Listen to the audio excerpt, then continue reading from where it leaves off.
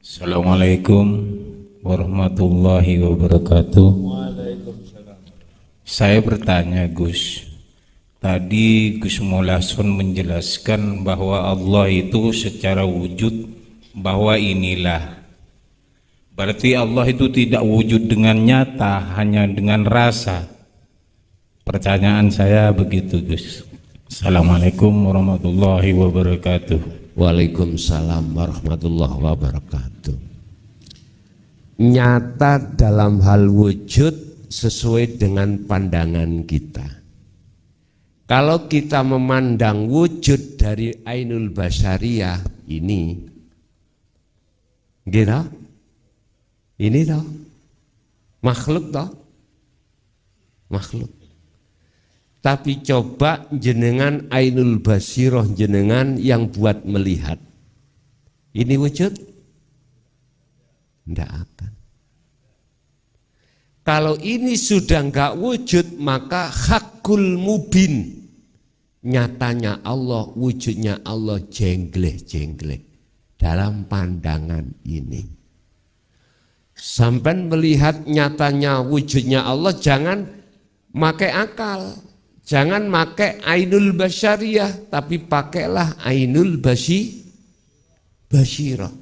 Sehingga nyun sewu, pandangan orang syariat terkait masalah wujudnya Allah itu ditandai dengan wujudnya selain Allah.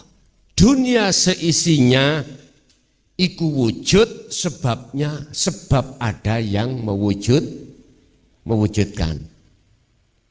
Sehingga wujudnya dunia dijadikan dalil burhan atas wujudnya Allah.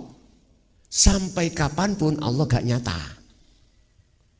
Kalau selain Allah masih karena kita memakai Ainul Basyariyah. Satu. Nomor dua, jikalau jenengan pengen wujudnya Allah itu nyata, maka hilangkanlah wujudnya selain Allah yang kita anggap wujud. Sehingga golongan ahli syuhud, para kekasih Allah itu menjadikan dalil burhan wujudnya Allah sebagai tanda ketidakwujudnya selain Allah. Masih bingung? Saya ulang. Para kekasih Allah itu pakai Ainul Basyirah dalam hal melihat wujud nyatanya Allah. Kalau wujud nyatanya Allah itu sudah jengleh-jengleh, itu beliau jadikan sebagai burhan atau dalil atas ketidakwujudnya selain, sehingga ini sudah enggak wujud. Itu sebagai syarat. Apa mungkin perkara yang gak wujud selain Allah bisa menyatakan melihat wujudnya yang wujud? Saya ulang ya. Apa mungkin perkara yang gak wujud aslinya? Kita kan gak wujud. Bahasa syariat kita wujud sebab diwujudkan yang berarti aslinya kita tidak. Saya akan dipaham Pak Gini? Saya akan begini? Oke, mungkin lihat sifat wajibnya Allah 20 terhadap nafsiyah. Pertama, wujud. Iku sifat wajib, wujud itu sifat wajib Allah apa makhluk? Allah ya? Oke, kita makhluk apa Allah? Makhluk ya? Oke, itu prosesnya. Berarti kita punya hak enggak wujud? Enggak punya. Hak wujud enggak punya. Wis, kalau toh sifat wujudnya, sifat wujud itu wujud jadi sifat wajibnya Allah. Lantas lawan katanya wujud berarti Adam itu menjadi sifat wajib kita sebagai makhluk. Sehingga apakah mungkin perkara yang tidak wujud bisa melihat yang wujud? Gak mungkin. Sebab sesungguhnya yang bisa melihat yang wujud itu sendiri. Inilah yang kumaksud bertemu itu di situ. Kalau kita masih merasa ada, ya, kemakhlukan diri kita, berarti kita belum bisa menyatakan nyatanya wujudnya Allah. Wis Gus tambah munyer aku. Deleh kupluk isik. Sampai tanggal bunyai wingking sampean.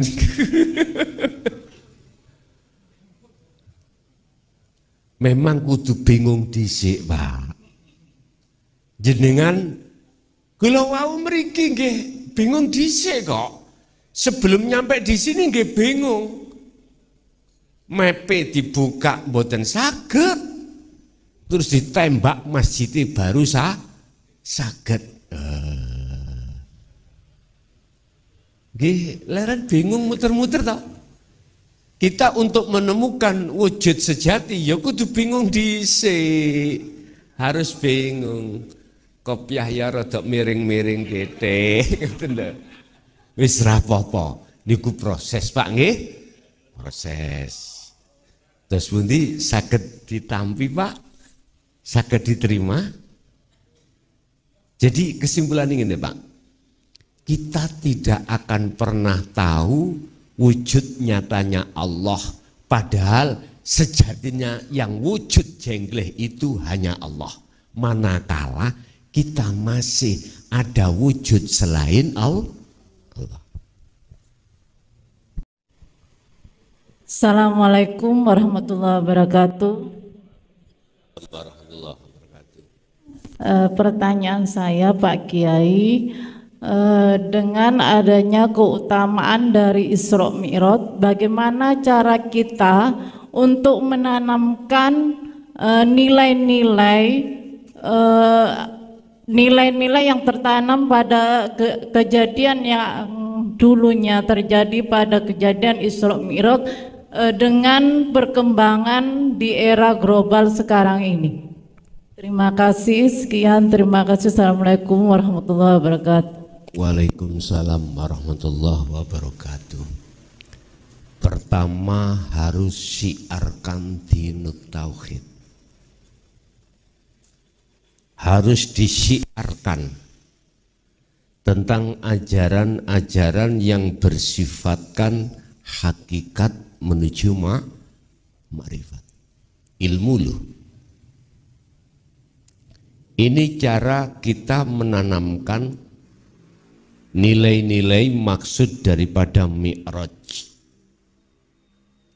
Apakah itu minimal pada keluarga kita sendiri? Minimal. Makanya kita tidak boleh bakhil dengan ilmu itu yang sudah Allah fahamkan. Jangan. Sebab lebih-lebih kita sebagai seorang suami dituntut Allah ku anfusakum wa ahlikum nara. Makalah beliau a'rif nafsaka auladaka wa azwajaka billah. Kenalilah Allah dalam dirimu. Setelah itu kenalkan Allah pada anak dan istrimu. Kita sebagai seorang laki-laki, seorang suami,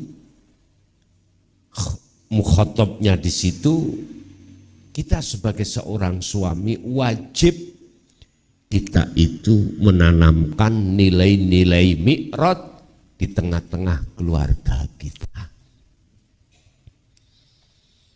Setelah itu boleh keluar dari keluarga, mungkin tetangga, mungkin saudara, teman kerja, teman kantor, apapun tergantung.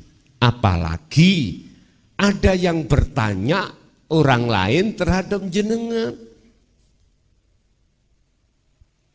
Jangan lantas ilmu itu jenengan masukkan kepada saku, sakunya dijahit Pak. Berarti kita tahu itu ada mutiara lah gitu toh. Tapi zaman era globalisasi seperti itu jangan dijahit Pak. Jangan. Artinya jangan bakhil. Dulu memang mohon maaf saya tidak menyalahkan para masyayikh, guru-guru akhirat kita. Karena guru akhirat kita itu 1000 pertimbangan. Cara bahasa manusiawiahnya. Setelah kejadian terhadap beliau Sayyidina Ali karamallahu wajhah menyampaikan satu karung dinu tauhid, apa yang terjadi? Sejarah ini tidak bisa kita lupakan. Kaum Khawarij pasang badan, Pak. Tahu pasang badan ya? Akhirnya tidak hanya beliau yang dihabisi, putranya sendiri Hasan Hussein ya dihabisi. Sejak itulah para kekasih Allah, Allah selamatkan secara manusiawiahnya itu, mohon maaf, ada yang dilarikan ke timur,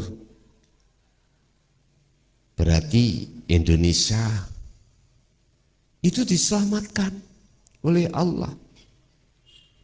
Dengan bentuk ajaran ini dimasukkan saku, dijahit. Posisi dulu memang gitu. Tapi aku yakin Allah pasti akan mengutus satu utusannya untuk membuka jahitan. Siapa yang dikehendaki? Ya udah, itu urusan Allah.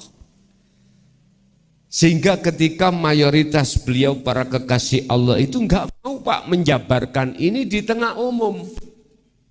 Enggak mau, bukannya enggak berani, enggak mau. Karena alasan fitnah. Mengapa harus fitnah? Karena enggak paham. Sebab berangkatnya sudah kalau enggak paham maksudnya mesti timbul gejolak. Akhirnya Allah menutupi hal ini di tengah-tengah para kekasihnya. Apabila itu terpaksa dikeluarkan, pasti tempat khusus. Dan itu pun mayoritas dengan memakai bahasa kinayah. Akhirnya kita yang eksis hati kita ingin belajar di situ untuk kembali kepada Allah, saya bingung. Saya ngalami sendiri mulai tahun 76. Saya ngalami dari orang tua saya sendiri begitu kok. Tapi ketika saat Allah sudah buka maksudnya, saya tanya, mengapa jenengan enggak mau untuk menyampaikan secara terang-terangan? Jawabannya cuma begini, birriyadhati wal azkar. Bahasa Mojokerto itu Pak, nek wong tua berkata kepada anak kadang nggih kejem, biar raimu, lho raimu ngoten nggih, tahu soro riyadhah wal azkar, biar dirimu itu mau untuk terus-menerus berzikir.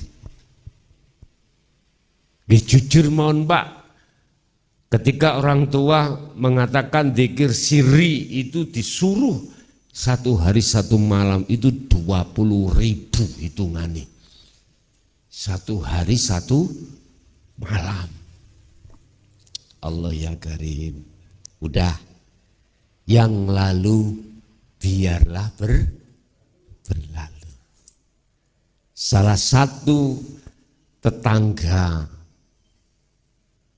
pulau kita, Madura maksudnya, salah satu beliau yang berani menyampaikan dinul haq di tengah adalah beliau Bayai Ismail. Tapi tidak sedikit yang memungsuhi. Jenengan mengalami, gitu. Madura loh Pak ya, Madura. Sumenep enggak saya? Sumenep. Oke. Bon. Lah, yang lalu biarlah berlalu. Sebetulnya itu memang itu berisiko.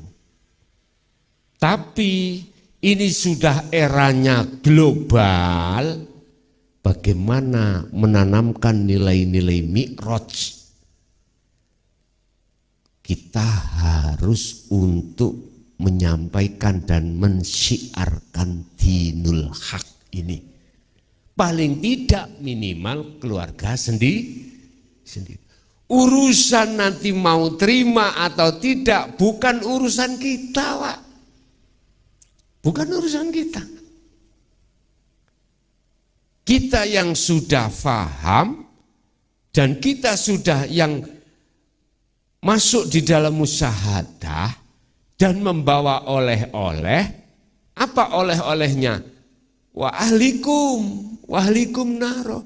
Jagalah neraka itu dari jagalah keluargamu dari siksa api. Yaitu tadi. Hatinya biar enggak panas terus ngadepi persoalan dunia. Suruh untuk kembali kepada Allah. Nanti tidak mudah akan terjadi rasa takut, rasa gelisah, rasa khawatir. Karena rasa-rasa itu sudah dihilangkan oleh Allah. Itu Bu nggih caranya. Tergantung mengke Allah melebarkan sayap jenengan ke luar keluarga jenengan pribadi apa ndak itu urusan Allah. Wa ahlikum niki nek bahasane Rasulullah, wa ahlikum berarti seluruh umat. Ahlinya. Akhirnya siapa nantinya akan menjadi ahli ini Rasulullah? Allah menyaring. Itulah para tabi'in, saya sebut sebagai para kekasih Allah. Rasulullah berkata, jikalau kau cintamu betul-betul ingin diterima oleh Allah, ikuti ajaranku. Jikalau kau betul-betul mengikuti ajaranku, yuhibbukumullah wa yaghfir lakum dzunubakum. Ali Imran 31.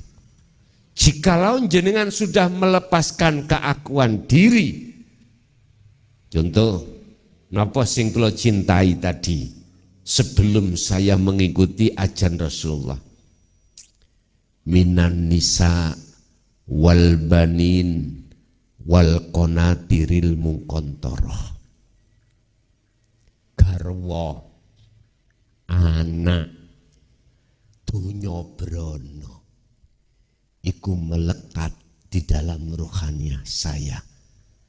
Sehingga saya disebut bercinta terhadapnya. Ini loh tak lepas. Siapa yang mau melepas ini cintanya terhadap selain Allah, wa may yakfur bitaghut, disebut taghut, maka wa yu'min billah.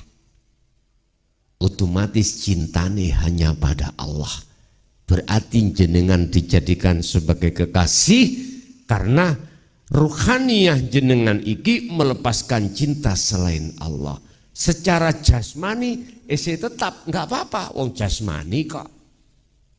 Cuman yang enggak boleh adalah rohani. Rohani karena rohani itu hanya untuk Allah. Wa ma umiru illa liya'budullaha mukhlisina lahuddin hunafa'a wa yuqimus shalah wa yutuz zakah wa dzalika dinul qayyimah. Surat Al-Bayyinah ayat 5. Disebut sebagai ajaran yang lurus dinul qayyimah adalah illa liya'budullaha, rohaniyah hanya bercinta bertemu pada Allah.